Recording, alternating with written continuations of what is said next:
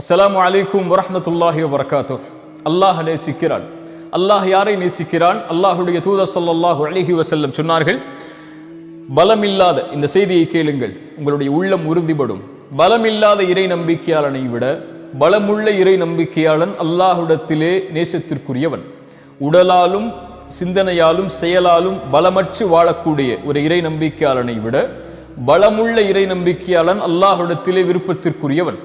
ஆனால் இருவரிடத்திலும் நலவுகள் உள்ளது. அல்லாஹுடைய தூதர் மேலும் சொன்னார்கள், ஏதாவது உலக காரியத்தில் நலவை நீங்கள் கண்டு அதை நீங்கள் பேராதரவோடு விரும்பினால் அதை தேடுங்கள் அல்லாஹ்விடத்தில், அதற்காக அல்லாஹ்விடத்திலே உதவி தேடுங்கள். ஒருபோதும் அந்த விஷயத்தில் நீங்கள் சோர்ந்து விடாதீர்கள். மேலும் சொன்னார்கள், ஏதாவது ஒன்று உலக வாழ்வில் உங்களை கடந்தால் நடந்தால், இதால் நடந்தது, அதால் நடந்தது, இதனால் நடந்தது, அதால் நடந்தது என்றெல்லாம் கூறிக்கொள்ளாதீர்கள். ஏதாவது உலக வாழ்வில் நடந்து விட்டால் அல்லாஹுடைய தூதருடைய இந்த மந்திர சொல்லை மனதில் வையுங்கள். ஏதாவது உங்களுடைய வாழ்வில் நடந்தால் சொல்லுங்கள், கத்தர் அல்லாஹு வமா ஷாஅ ஃபஅல், அல்லாஹுடைய நாட்டத்தை கொண்டு மட்டும்தான் நடந்திருக்கிறது என்று, அல்லாஹ் நாடியது நடந்திருக்கிறது என்று. ஒருபோதும் உங்களுடைய சிந்தனையில் ஷைத்தான் இந்த வாசலை திறப்பதற்கு நீங்கள் காரணமாகி விடாதீர்கள் என்று அல்லாஹுடைய தூதர் ஸல்லல்லாஹு அலைஹி வஸல்லம் அவர்கள் சொன்னார்கள். இந்த ஹதீஸை எப்படி இந்த நேரத்தில் விவரிப்பது? சுருக்கமாக சொல்கிறேன். பலமில்லாத வாழ்வில் ஏதாவது சோதனைகள், சிரமங்கள், கஷ்டங்கள், பிரச்சனைகள், தொழிலில் தோல்வி, செல்வத்தில் தோல்வி, அல்லது அவன் விரும்பிய பெண்ணை திருமணம் முடிக்கவில்லை, அல்லது விரும்பிய ஒரு மணமகனை திருமணம் முடிக்கவில்லை, அல்லது நோய், அல்லது இழப்புகள், அல்லது உயிரிழப்புகள், இப்படி வாழ்வில் எது நடந்தாலும், அல்லது கல்வியில் தோற்றாலும், ஒரு விளையாட்டில் தோற்றால் கூட இன்றைய காலத்தில் பலரை பார்க்கிறோம், இருளில் உட்கார்ந்து கொண்டு அழுது கொண்டு, ஐயோ இப்படி நடந்து விட்டது, எப்படி வெளியேறப் போகிறேன், எப்படி வாழப்போகிறேன், எதற்கு எனக்கு இந்த உலக வாழ்க்கை என்று புலம்பிக் கொண்டு கண்ணீர் மலையில் மூழ்கி கொண்டு இன்னும் பலர் கோழைகளாக மாறி உயிரையே மாய்த்து கொள்ளக்கூடிய மனிதர்கள் வாழக்கூடிய இந்த உலகில் எது நடந்தாலும், எதை வாழ்வில் சந்தித்தாலும், எந்த இழப்புகளை தோல்விகளை வாழ்வில் கொண்டாலும் தங்களுடைய சிந்தனையாலும் உடலாலும் மனதாலும் எண்ணத்தாலும் செயலாலும் உறுதியோடு முன்னேறக்கூடிய இறை நம்பிக்கையாளர்களை அல்லாஹ் நேசிக்கிறார். சுப்ஹானல்லாஹ். தங்களுடைய வாழ்வில் அவர்கள் எதையும் பார்ப்பார்கள். நோயை பார்ப்பார்கள், செல்வத்தின் இழப்பை பார்ப்பார்கள், விரும்பியது நடக்காததை பார்ப்பார்கள், தொழிலில் தோல்வியை பார்ப்பார்கள். ஆனால் அவர்களுடைய வாழ்வு முழுவதும் அல்லாஹுடைய நாட்டத்தை கொண்டு மட்டும்தான் இது நடக்கிறது. நான் இறை நம்பிக்கையாளன், நான் கவலை கொள்ளக்கூடாது. குர்ஆன் சொல்லுகிறது, இறை நம்பிக்கையாளன் ஒருபோதும் கவலை கொள்ள மாட்டான். கவலை ஷைத்தானுடையது. கவலையை கொண்டு ஷைத்தான் உள்ளத்தை உடைப்பான், அல்லாஹ்வை விட்டு அவனை தூரமாக்குவான். கவலை கொள்ள மாட்டான் இறை நம்பிக்கையாளன். பயம் கொள்ள மாட்டான். உலகமே அவனுக்கு எதிராக ஒன்று சேர்ந்திருந்தாலும் ஹஸ்புனல்லாஹ், அல்லாஹ் ஒருவன் போதுமானவன் என்று அவன் சொல்லுவான். கவலை கொள்ள மாட்டான், பயம் கொள்ள மாட்டான். அவனுக்கு குர்ஆன் சொல்லக்கூடிய செய்தியை மனதில் வைத்திருப்பான். கவலை கொள்ளாதே, பயம் கொள்ளாதே.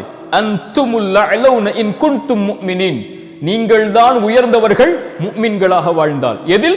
எதிலும், இந்த உலக காரியத்திலும் தொழிலிலா நீங்கள் தான் உயர்ந்தவர்கள். இறை நம்பிக்கையாளராக இருந்து அல்லாஹ் அனுமதித்த வழியில் உங்களுடைய செல்வத்தை சேகரிப்பதற்கு நீங்கள் முன்னேறினால் இந்த உலகத்தில் இருக்கக்கூடிய எல்லோர்களையும் செல்வத்திலும் நீங்கள் முந்தலாம். உங்களுடைய முயற்சியை நீங்கள் அதில் வைத்திருந்தால், முஃமின்களாக வாழ்ந்தால். விளையாட்டிலா, தொழிலிலா, கல்வியிலா, அல்லது இந்த உலகத்துடைய எந்த காரியத்திலும் அடுக்கிக் கொண்டே போகுங்கள். நீங்கள் முன்னால் வந்தால்தான் நீங்கள் இறை நம்பிக்கையாளர்கள். ஏன்? நீங்கள் உறுதியோடு அல்லாஹுடைய நம்பிக்கையை உள்ளத்தில் வைத்திருப்பவர்கள். எல்லோர்களை விடவும் நீங்கள் மேன்மையானவர்கள். உங்கள் சமூகத்தில் வாழக்கூடிய மக்களில் யாரை நீங்கள் அருகில் வைத்திருந்தாலும் நீங்கள் தான் உயர்ந்தவர்களாக இருக்க வேண்டும். அதில் ஏன்? இறை நம்பிக்கையாளன் பலமுள்ளவனாக இருந்தால்தான் அல்லாஹ் அவரை நேசிக்கிறான் என்று அல்லாஹுடைய தூதர் ஸல்லல்லாஹு அலைஹி வஸல்லம் அவர்கள் சொன்னார்கள். வாழ்வில் எதை சந்தித்தாலும், அது இனிமையோடு இருந்தாலும், கவலையோடு இருந்தாலும், நோயோடு இருந்தாலும், சுகத்தோடு இருந்தாலும், தோல்வியோடு இருந்தாலும், வெற்றியோடு இருந்தாலும், அல்லது தோல்விகளையே வாழ்வில் கண்டு கொண்டிருந்தாலும், வாழ்வு முழுவதும் இருளானாலும், பிரச்சனைகளால் வாழ்வு இனிமேல் வெளியேறுவதற்கு வழி தெரியாத அளவிற்கு மூடப்பட்டாலும், உயிர் மூச்சு அடுத்த நிமிடத்தில் உங்களோடு இருந்தால் அல்லாஹ் உங்களுக்கு இன்னும் வாய்ப்பை கொடுத்திருக்கிறான். முன்னேறுங்கள். எதையும் வாழ்வில் ஜெயித்து விடலாம். நான் உங்களை உள்ளத்தால் தட்டி எழுப்புவதற்குள்ள வார்த்தைகளை நான் சொல்லவில்லை. அல்லாஹ் குர்ஆனிலே சொல்லுகிறான், ஒருவன் முயற்சி செய்தால் அந்த முயற்சியுடைய பலனை பெற்றே தீருவான். அது உலக காரியத்திலும் சரி, மறு உலக காரியத்திலும் சரி. இந்த உலகத்தில் இருக்கக்கூடிய மனிதர்கள் முடிவை பார்க்கக்கூடியவர்கள். வெற்றி அடைந்தாயா என்பதைத்தான் பார்ப்பார்கள். அது ஒரு முஃமினுடைய இலக்கல்ல. ஒரு முஃமினுடைய இலக்கு எல்லா காரியத்திலும் முயற்சி மட்டும்தான்.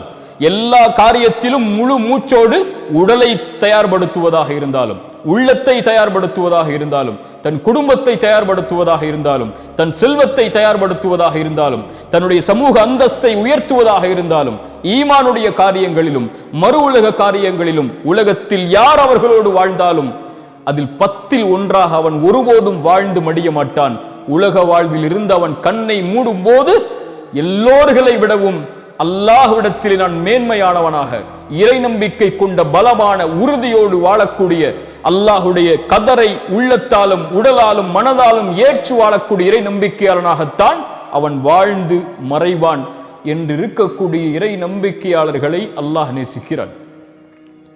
சுப்ஹானல்லாஹ். இந்த செய்தியை விவரித்துக் கொண்டே போகலாம். அல்லாஹ் எம்முடைய உள்ளத்தை உறுதிப்படுத்தட்டும். இப்படி பலமோடு வாழக்கூடிய இறை நம்பிக்கையாளர்களாக அல்லாஹ் எம்மை ஆக்கட்டும். மன உறுதியோடு உடலாலும் உள்ளத்தாலும் செயலாலும் சிந்தனைகளாலும் எண்ணத்தாலும் வாழக்கூடிய இறை நம்பிக்கையாளர்களை அல்லாஹ் நேசிக்கிறான், பலமில்லாத இறை நம்பிக்கையாளர்களை விட. அஸ்ஸலாமு அலைக்கும் வரஹ்மத்துல்லாஹி வபரகாத்துஹு.